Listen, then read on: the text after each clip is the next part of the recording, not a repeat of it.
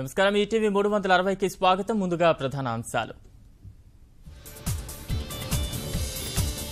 అమీర్పేటలో పట్టుబడిన మరో మత్తుముఠ, నిషేధిత పదార్థాలు స్వాధీనం, 6 అరెస్ట్. అనీసా వలలో జడ్చర్ల ఏసీటీఓ సురేందర్ గౌడ్, 7 చోట్ల సోదాలు, స్థిర చరాస్తులు గుర్తింపు. ఎస్ఆర్ఎస్పీ పునరుజ్జీవానికి సర్కార్ భారీ ఏర్పాట్లు, ముఖ్యమంత్రి సభ కోసం మంత్రులకు బాధ్యతలు. పరిహారం ఇవ్వరు, గుంతలు పూడ్చరు, మెదక్ జిల్లా రైతులతో విద్యుత్ సిబ్బంది చలగాటం.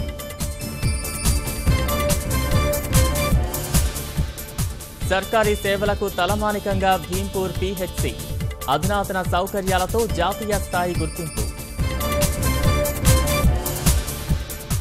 మూడో రోజు కర్ణాటక మంత్రి ఇళ్లలో సోదాలు, ఢిల్లీలోని నివాసంలో ఐటీ అధికారుల తనిఖీలు. రాష్ట్ర వ్యాప్తంగా ఆలయాల్లో శ్రావణ శోభ, పలుచోట్ల సామూహిక వరలక్ష్మి వ్రతాలు. రెండో టెస్టులోనూ భారత బ్యాట్స్మెన్ దూకుడు, శ్రీలంకపై తొలి ఇన్నింగ్స్లో 500 పరుగులకు చేరువ.